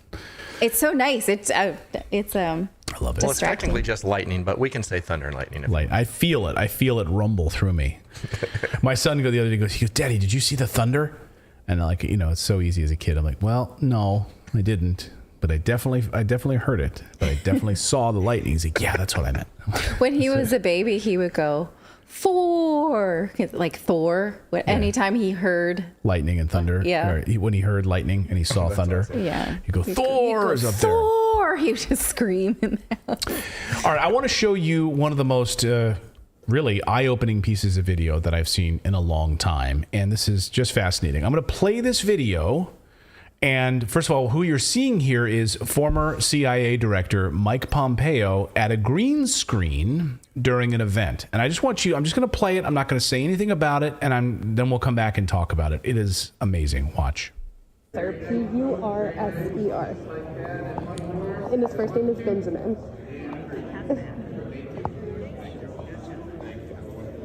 Walk up and take a picture with him.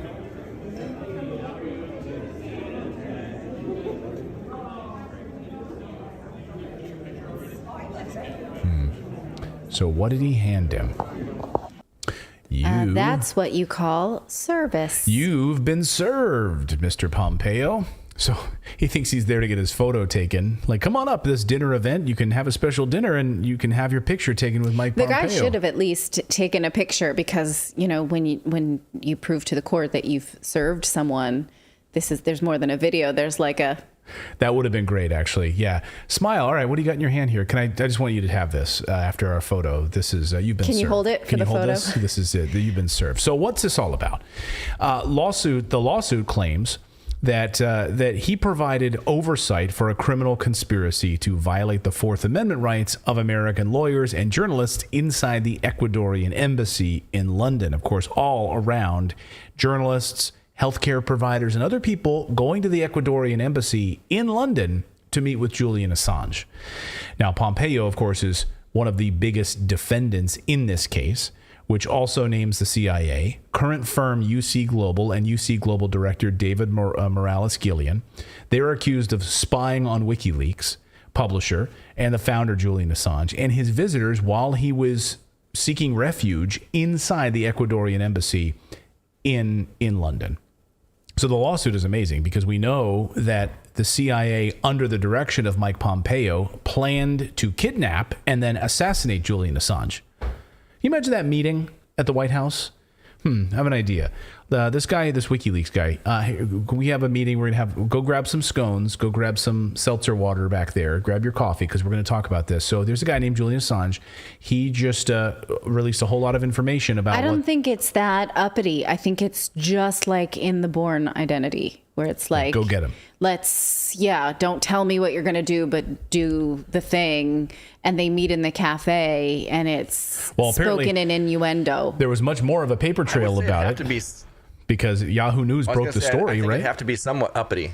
Sorry. You think? Yeah, like because meeting it has notes? so many chains of command it has to go through. It's not just one. If it was one person designing it, it has to go through this whole chain of command. So they have to have their meetings and. That's not how it works on the Bourne Identity, but okay, sure. Make it happen. Where's Bourne? Is that Bourne? Is he back? I mean, and it's like the two guys are trying to not know what the other one's doing, but not really know. Put an asset in the field. But at the end of the day, I mean, this is, I know we're joking about the Bourne Identity part of this thing, but this is awful. I mean, think about the freedom of the press, right? This is journalism. This is free journalism.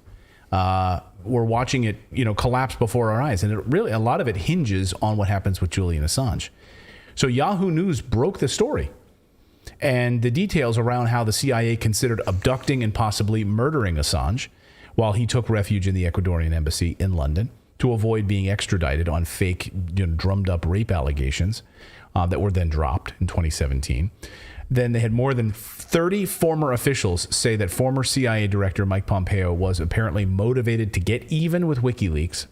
There were 30 people on the record talking to Yahoo News about this, following its publication of sensitive CIA data.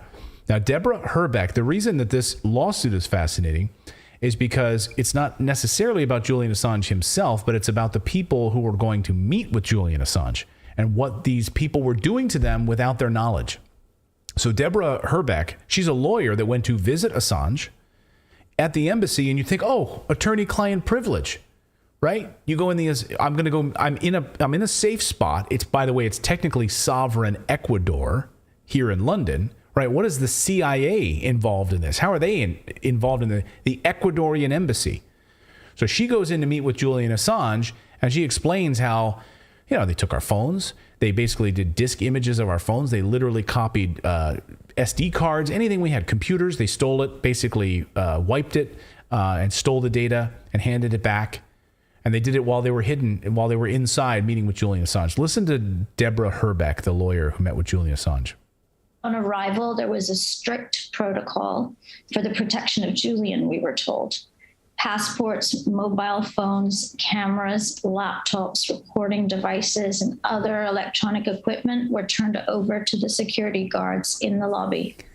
We learned much later, through a criminal investigation under the supervision of a court in Spain, that while visitors like me were meeting with Julian in the embassy conference room, the guards next door were taking apart our phones, removing and photographing SIM cards, and we believe downloading data from our electronic equipment. Their boss, David Morales from UC Global, who appears to have been recruited by the CIA through associates of Sheldon Adelson during a visit to a tech conference, was making regular trips to Washington, D.C., to New York, to Las Vegas, reportedly to hand over thumb drives and to receive further instructions from his U.S. government handlers.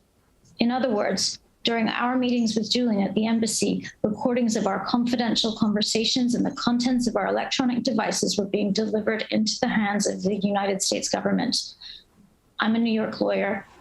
I have the right to assume that the US government is not listening to my private and privileged conversations with my clients, and that information about other clients and cases I may have on my phone or laptop are secure from illegal government intrusion.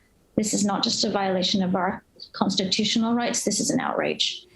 That's unbelievable to think. So, and one of the other lawyers saying, you'd walk in, they'd ask for your phone, and it was supposed to be protected in a secure spot. No, it wasn't. So while you were in there, they were literally going through and doing mirror images of your phone to get all of the data and information. That's crazy. I mean, when you go into an embassy, they often do take away your but it's put in a device. secure But location. you don't assume that they're like, thanks, what's the password? Right. Or take your computer and literally just do a copy. Apart. Yeah. Like, think about that. They're just taking a phone apart. That's not an easy task these days. No, and how can you do that, like, in the amount of time that you have? And also the doctor part of that. So the doctor's going, you have patient-client privilege, right? Mm-hmm. So you have the relationship between the doctor. It doesn't matter. They're just getting any information about that client. Doesn't matter. That patient, all of that privacy went out the window. Mm-hmm. So it'll be interesting to see how this is handled. Of course, we know Mike Pompeo. We know, according to Yahoo News, we know Stella Assange, of course, actively talking about this, what Mike Pompeo was trying to do to assassinate Julian Assange. Mike Pompeo, upon his first speech as CIA director, laid out exactly what he wanted to do with Julian Assange in 2017. Listen. WikiLeaks walks like a hostile intelligence service and talks like a hostile intelligence service, and has encouraged its followers to find jobs at the CIA in order to obtain intelligence. It directed Chelsea Manning in her theft of specific secret information. And it overwhelmingly focuses on the United States while seeking support from anti-democratic countries and organizations. It's time to call out WikiLeaks for what it really is: a non-state hostile intelligence service often abetted by state actors like Russia. You know, my question is, now that he has been named as a defendant, along with government agencies, will your taxpayers then provide his defense?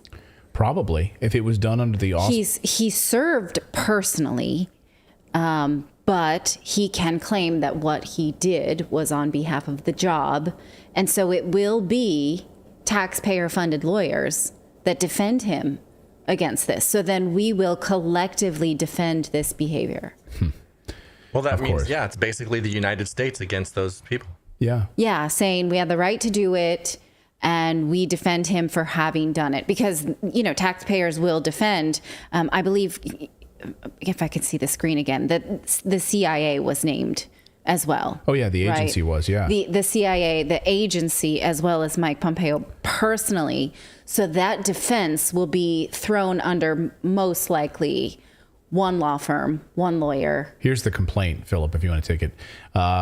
Here are the people. Deborah Herbeck, one of the lawyers in this, a couple of lawyers. No, I'm interested in who are the defendants. Right It's here. David, yeah. Right here, Central Intelligence Agency. Okay, so you have to think that they will present a collective defense, and that it will be taxpayers who will defend. So, I mean, it's interesting because this lady who's a New York lawyer, she will pay taxes in order to pay the defense in which she is suing. Right. This is something I would gladly pay taxes on to get to the bottom of. No, but you'll be paying taxes to defend what was done. Our taxpayer dollars as Americans will defend the CIA and Mike Pompeo. So here's a question. Would I rather have my tax dollars go to like the discovery, this unfolding, because this is what's going to happen here. And as someone said, wait till we see the redacted discovery process, right? Yes. I'd rather have my tax dollars, frankly, because we know that they flush our tax dollars down the toilet or use it to bomb other countries. I'd much rather have it go to the discovery process to find out what these scumbags were doing with Julian Assange at the CIA.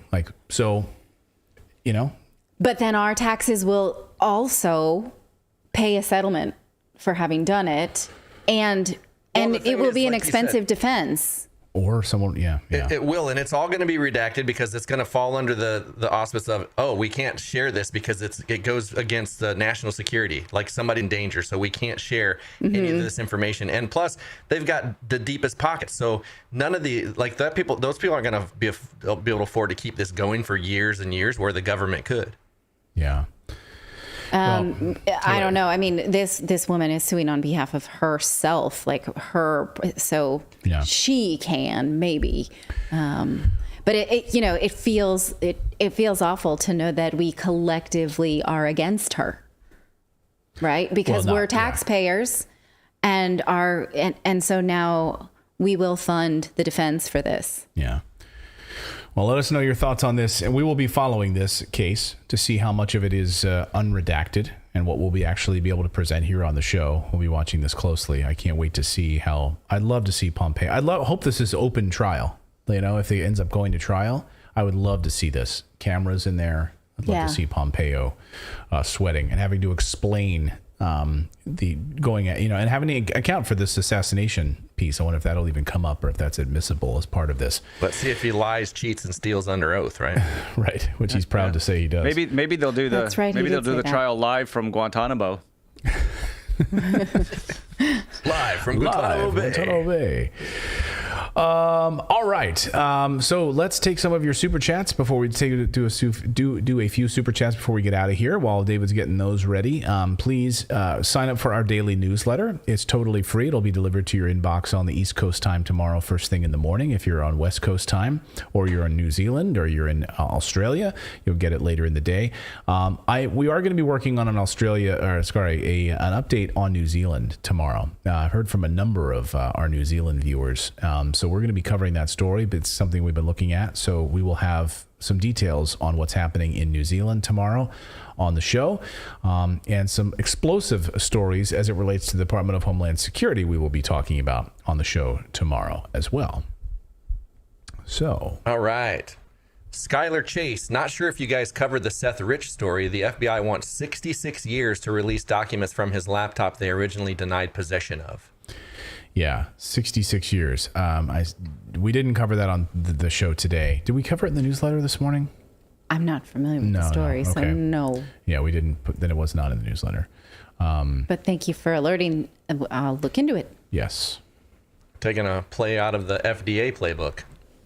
Yeah. 75 years. 66 Steve Lilly, thanks for the cup of tea, Clayton. Well done. You're welcome. Linda Uzi, keep this up. Love and peace. Love and peace, right? Peace to you. Cooler King 74, greetings from Kentucky. I want to mention to everyone to go to the dentist the next few months. There's a shortage of dental products. Oh, okay. Huh. My kids have dentist appointments tomorrow, which I told them, I was like, it was kind of cruel to make that right after Halloween. So get in there with a pressure washer. What? Who was it that had the joke that said they had a really cute dentist, so they eat a package of Oreos before they went to the dentist? That wasn't me. Do you do that? No. For Anna? No, I don't. We do have a cute hygienist, and I'm like, when are you coming home? Chris Springer said, I'm here all day. All right, honey, I just got to be here all day. No, yeah. Now this side is hurting. I don't know what's going on now. No, oh no, it's this side. No, first of all, if there's a cute dental hygienist, when I was growing up, when I was hitting puberty, there was a nice looking dental hygienist. She was an older lady, and but I always brushed and flossed before I went to see her. I don't want to go there with like Oreo mouth. What would that would be so embarrassing? Wright that did that joke. Stephen Wright, I think. Okay. Good old Chris Stephen Wright. Springer, 40 million. Congrats. Yeah, that's amazing. Jaden, today a Joint Force general said we have only 1 week of ammunition left in America's military. How do you measure that? Like this. I mean, it's probably pretty easy to measure if it's only one box. Right.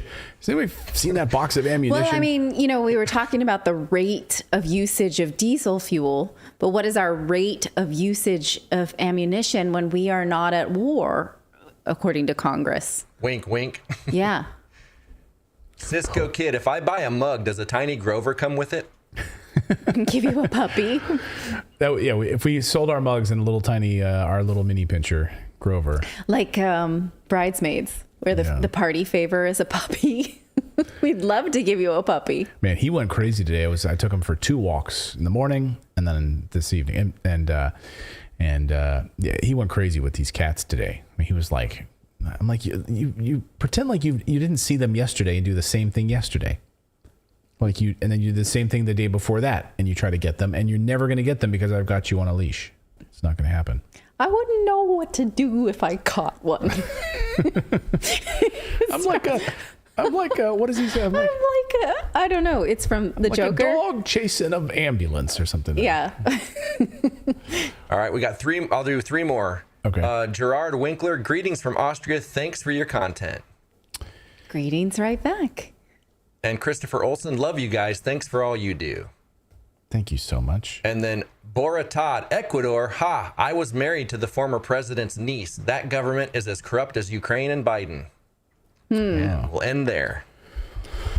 All right. More about corrupt governments around the world. Well, thank you everyone for subscribing to the channel. As I mentioned earlier, if you were late to the show today, we're live every day, normally at 4 p.m. Eastern time, but because of this daylight saving garbage right now in the United States, it's 5 p.m. just this week. And then next week, it'll be back to normal. 4 p.m. Eastern time is when we do our live show.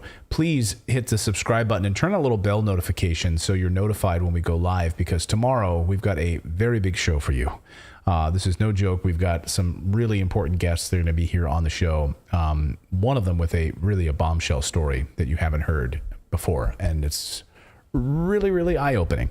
So you're going to want to join us tomorrow on that. So make sure you click on the notification button, and that way you'll be notified. So we will be back here tomorrow, everyone. It'll be 5 p.m.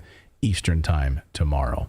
Have a great night, everyone. And as Joe Biden says, bye-bye backwards.